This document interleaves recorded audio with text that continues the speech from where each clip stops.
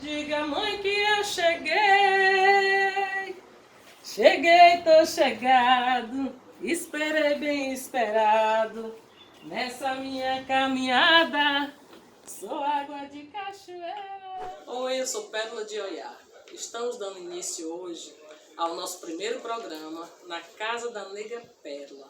Vai ser um espaço muito legal para a gente ter um bate-papo, para a gente estar conhecendo outras pessoas e para a gente estar discutindo vários temas.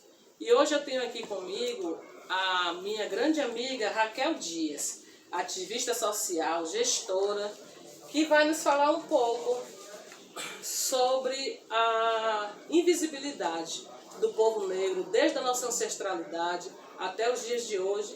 Raquel, tudo bem? Tudo bem, você está? Seja bem-vinda. Oh. Inaugurando nosso primeiro programa. Que coisa boa, que coisa boa. Nessa quarentena eu acho que é o primeiro conteúdo que eu promovo em outra rede. É um bom convite, é um convite muito honroso.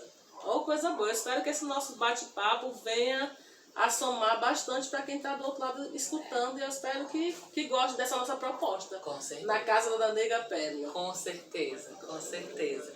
Então, você pediu para eu falar um pouco sobre a invisibilização da população negra. Primeiro eu quero dizer que, em uma visão pessoal minha, eu encaro isso como um projeto. Nós nos enveredamos por um projeto do dominador e, na minha avaliação, nós permanecemos nele ainda hoje. E você vê que, infelizmente, desde lá de trás até os dias de hoje, o povo branco conseguiu alienar o povo negro para que acreditasse que o que eles faziam era certo, o que eles diziam era certo, né? Por isso você colocou essa questão aí de que não podia ir à escola, que não podia estudar, essa questão toda. Eu lembro que no meu tempo, a minha mãe chegava para mim e para minhas outras duas irmãs e dizia que a gente não precisava estudar, que a gente não precisava ir para a escola porque o nosso emprego estava garantido na casa dos brancos como doméstica. Pronto. E até um certo ponto a gente acreditou, claro, a nossa mãe falando, ela estava certa, mas na santa ignorância dela era coisa que ela já tinha escutado desde lá de trás, que ela também não estudou, que ela foi a vida dela toda empregada doméstica, né, que não deixa de ser uma escravidão, principalmente naquele tempo, porque ela acreditava já no que passavam para ela. É aí que você diferencia muito bem. E onde é que esse projeto termina? O perfil que eu vou falar agora, homem solteiro, negro, com até 7 anos de estudo, e a grande tragédia desse dado, entre 15 e 19 anos, representam 59,1% das mortes em homicídios no Brasil. Esse é o projeto de invisibilização, entende? Só que a gente ainda não percebeu que o colonizador que um dia aqui esteve, todos os que estiveram aqui nesse país, já não estão mais. Então, a que projeto nós estamos seguindo? Qual é a lógica que nós temos hoje para permanecer nessa invisibilização? Eu tenho um histórico de ativismo social. Hoje eu sou membro da Executiva Nacional do Cidadania, eu sou cofundadora dos movimentos de diversidade e de igualdade dentro do Cidadania, estou secretária nacional de mulheres do Cidadania junto com outros colegas, são todas direções coletivas, mas em todos esses lugares por onde se passou, quando você tem um olhar mais sensível, você nota a nossa ausência. Você nota a nossa ausência nas bancadas de legislativo, você nota a nossa ausência aqui, por exemplo, em Fortaleza. Quantos membros da Câmara Legislativa a gente lembra, por exemplo, que sejam mulheres que tenham raízes dentro da africanidade, mulheres que possam representar porque vem da vivência do que é ser uma mulher preta dentro de Fortaleza. Quantos nós temos? Por que não? Se as pretas estão aqui no Ceará, se nós estamos aqui, por que a gente ainda não tem essa representação? Essa é uma coisa que a gente precisa se perceber que a gente precisa confrontar, que a gente precisa enfrentar o sistema de exclusão que tem sobre a população negra desde que a nossa história começou. E eu estou falando sobre a população negra, mas eu encaixaria facilmente aqui os povos originários. revolucionários. A nossa raiz é problemática, entende? Nós temos a ilusão, é uma ilusão de que nós vivemos em uma democracia racial. Mas essa democracia racial permite, por exemplo, que o pai da minha filha, que é cristão, vá aos domingos à igreja com o carro dele, com o terço dele na mão aqui, que ele vá com a Bíblia dele debaixo do braço, mas essa mesma democracia racial não permite que um candomblessista vá em paz e segurança com o seu carro na porta do seu terreiro, porque ele pode ser riscado pela intolerância religiosa. Que democracia racial é essa? Ele pode ser riscado, ele pode ser apedrejado, ele pode ser Que democracia xingado. racial é essa? Nós vivemos em uma democracia racial, mas o padrão é não negro numa população de mais de 50% de negros. Qual é a democracia racial que a gente vive? Eu desafio. Isso não Quem faz o contraponto de que nós vivemos numa democracia racial, eu quero que a pessoa se coloque no lugar de uma pessoa que está como uma pessoa negra dentro do Brasil e faça os comparativos com uma pessoa não negra e me diga se a gente não tem um sistema de privilégios montados. Tem! Mas quando a gente fala de direitos humanos hoje, as pessoas têm na cabeça delas de que a gente está falando de proteger bandido de porta de cadeia. Ou eu vou dizer para você que está nos acompanhando, sabe a água que você tem aí na sua torneira, você abre, a água sai? Pois é um direito humano. O fato de que você pode ir e vir é um direito humano. O fato de que você tem que respeitar e ser respeitado é um direito humano. A gente precisa ter percepção do que a gente fala. A gente precisa ir além da manchete do WhatsApp. Informação é o que pode trazer poder para a nossa população. E eu falo da população brasileira. Nós estamos aqui enquanto mulheres pretas e falando desse lugar de fala, sentadas nessa janela e falando a partir disso, mas nós temos que falar que o meu problema não é só o problema da população preta desse país. O meu problema é um problema do país. Quando um menino negro de 7 anos já não tem perspectiva de vida, quando um menino negro entre 15 e 19 anos sabe que ele tem pelo menos 3 vezes mais chance de morrer, você está tirando do país o potencial de desenvolvimento daquela criança. A gente está prejudicando o Brasil com esse racismo estrutural incrustado, com essa invisibilização projetada. É isso que eu acho que a gente tem que enfrentar. Vocês já viram que o nosso bate-papo vai ser de pegar fogo. E a cada semana uma edição melhor do que a outra. Raquel, me diga, o que foi que te levou a entrar para a política e, na sua opinião, o que é que a gente pode fazer para poder mudar a invisibilidade do povo negro na política? O que me levou a entrar na política foi uma mocinha pequenininha que entrou dentro da minha sala quando eu tinha mudado da Bahia pra cá. Eu fui criada numa cidade chamada Barreiras, na Bahia. E mudei pra cá, pra Fortaleza. Bahia, minha terra. Mudei pra Fortaleza.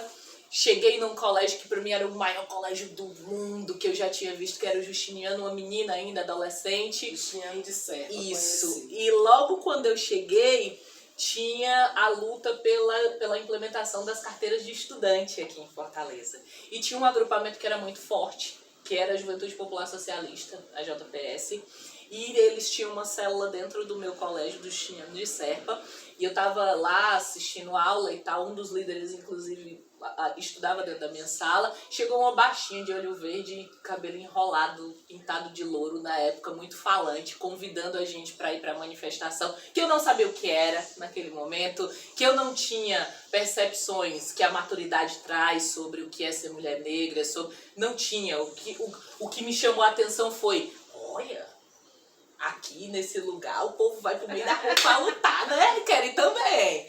E fui. O nome dela é Michele Militão. Nossa querida Michele. Ela faleceu esse ano. Ela faleceu no mês do aniversário dela, em maio.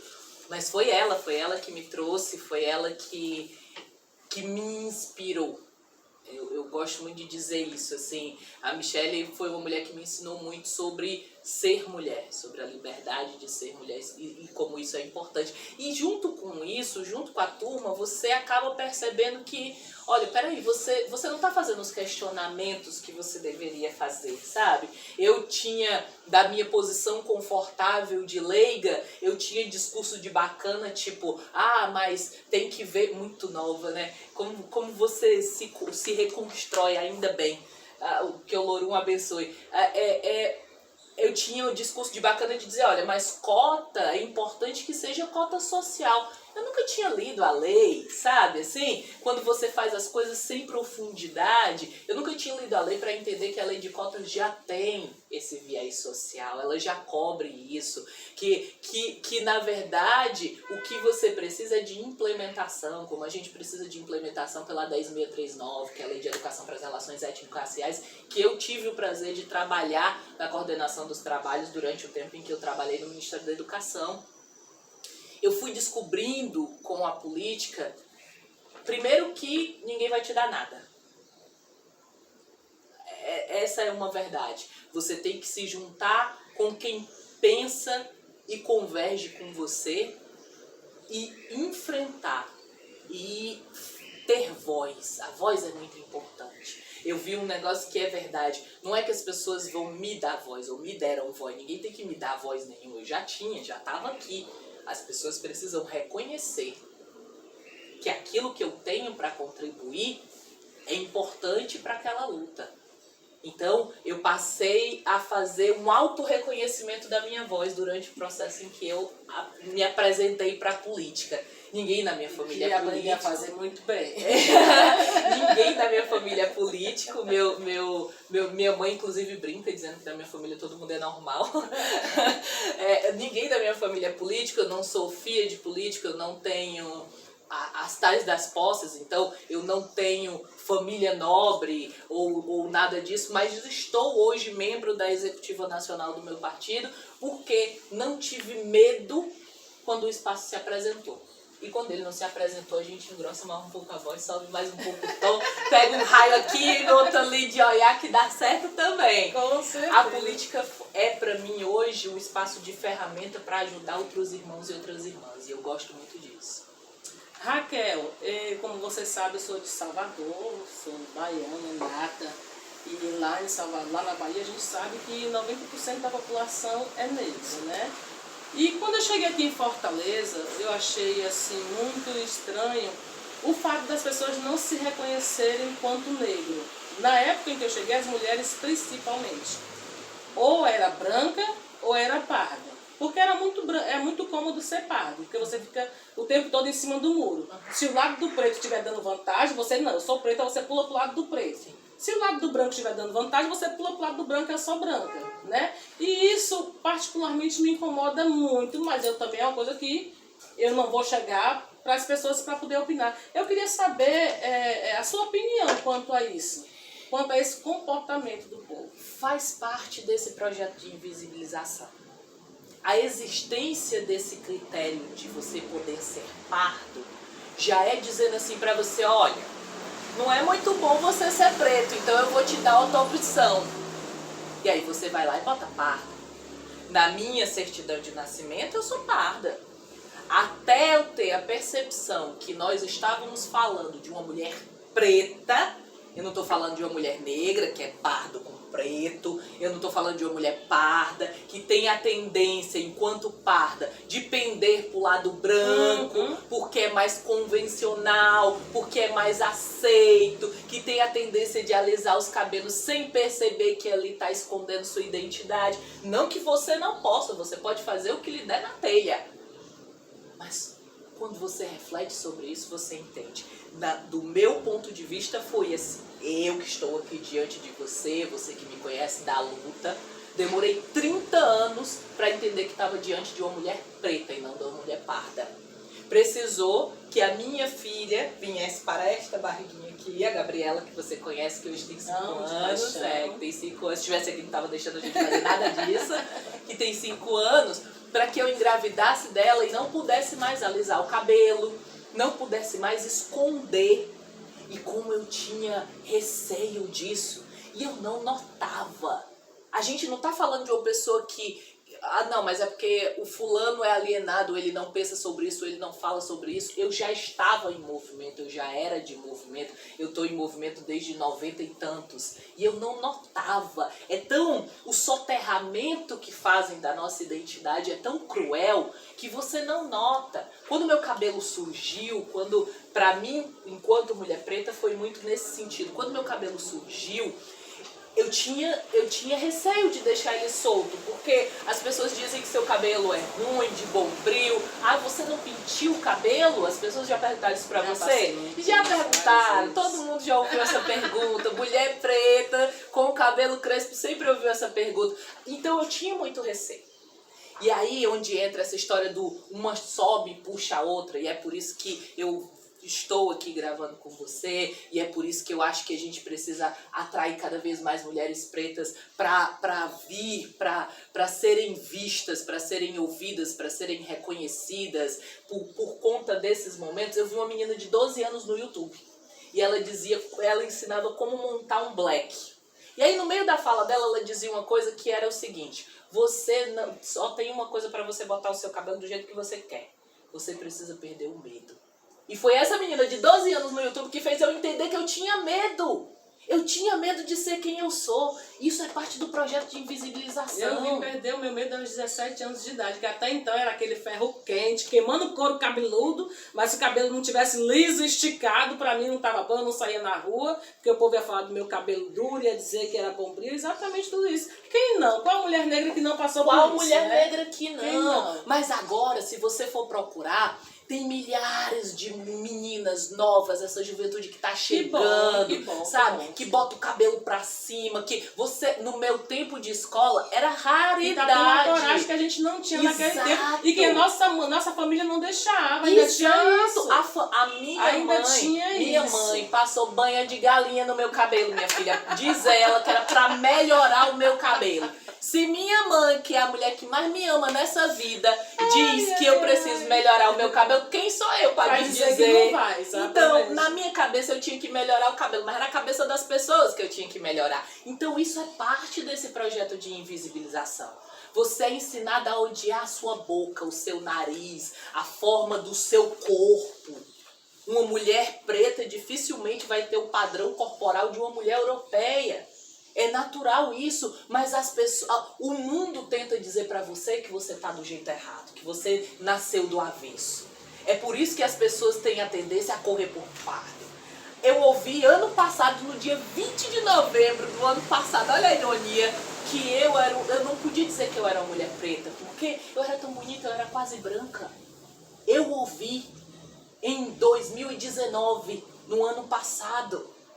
Imagina se eu ainda fosse aquela de antes dos meus 30, que eu não pudesse dizer na cara dessa mulher branca, que foi quem me disse que não, que era exatamente naquela fala dela que estava o racismo, onde ela dizia quem eu sou.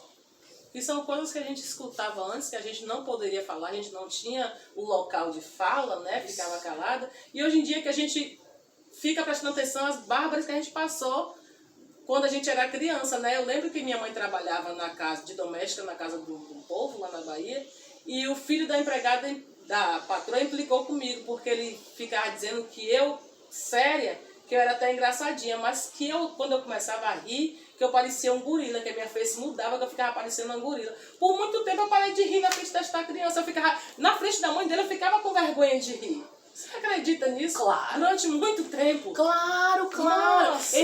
Essas minúcias de situações acontecem o tempo todo. O tempo todo. Eu fui viajar, eu viajo muito a trabalho, eu fui viajar, eram 4:30 da manhã. Eu não sou lá essas coisas de me empetecar, não é a minha vibe. Então, como eu viajava o tempo todo, eu fui do jeito que eu tava. Botei uma roupa qualquer e fui pro aeroporto de chinelo até. Ia chegar no lugar onde eu ia chegar 8 horas da manhã para ter uma reunião só às 11, então tava tranquilo.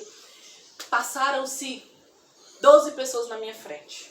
Eu fico na fila de quem viaja muito, então é uma fila especial, entende? É uma fila de quem tem dinheiro, as pessoas pressupõem isso. E que uma mulher preta não pode ter dinheiro, né? Então eu fui pra fila, passou uma pessoa, passou a segunda, passou 12 pessoas. Quando chegou na minha vez, o cara botou a mãozinha assim, ó, na minha frente e disse assim, eu preciso ver o seu cartão de cliente especial, sei lá como é que chama o cliente deles. E eu falei, tudo bem. Ok, eu só ando com cartão, né? Talvez uma pessoa não negra pudesse colocar no lugar dela e dizer que absurdo, isso não vou mostrar nada e passasse. Eu, como mulher preta, jamais ando sem documentação, que eu sei que eu preciso sempre ter que comprovar em algum momento que eu sou eu. Fomos criadas desse Né? jeito. Não saia sem documento, Exato. não corra, não saia sem camisa. Então, eu bem Porque tava... o povo diz que é mimimi, a gente passou na pele. Então, eu bem tava com o meu cartãozinho que comprovava que eu era o diacho da cliente que podia estar naquela fila. Eu falei, olha, tudo bem, eu vou entregar pra você o cartão, mas eu queria que você chamasse, na verdade, o seu superior, que eu vou entregar pro seu superior. Porque eu preciso saber como é que você faz essa triagem. Porque passaram-se 12 pessoas na minha frente e você não as parou. Por que você me parou? Automaticamente, 2 segundos depois, ele diz, não pode passar. Eu passei, ele não chamou o superior dele, já era 4h30 da manhã, não tinha dormido, eu também não estava a fim de treta, passei, mas essas são minúcias que é difícil você explicar para uma pessoa não negra o que é racismo, porque ela é sentida no olhar. Como é que você explica o olhar para alguém? Ela é sentida... Todo mundo te chama de neguinha. Neguinha, pretinha, neguinha, neguinha. Quando o racista chega e te chama, você sente no tom que ele tá falando. Como é que você explica o tom pra alguém? Como é que você chama a polícia e diz, ô polícia, ó, racista, me chamou de preta. Como é que você explica pra ele que seu amigo pode te chamar de preta e é bom e o cara não pode? Porque racismo tá incrustado. É raiz. Meu pai é uma pessoa mais negra do que eu. Meu pai é adotivo, porque eu sou adotada. E cresci com meu pai dentro de casa sorrindo e contando a piada de que ele não tomava café para não dar ousadia preto. Meu pai repetindo isso. Ele não tem noção do que ele está reproduzindo. Sabe? Ele não tem noção do que ele tá... E é por isso que eu acho que esse é o momento em que as pessoas estão falando Black Lives, representatividade importa. Esse é o momento das pessoas que têm fé, que têm coragem, que sabem qual é o momento de fala que a gente tá, que as pessoas precisam se colocar, sabe? Que as pessoas precisam aparecer para testar o antirracismo de todas essas hashtags Black Lives importam.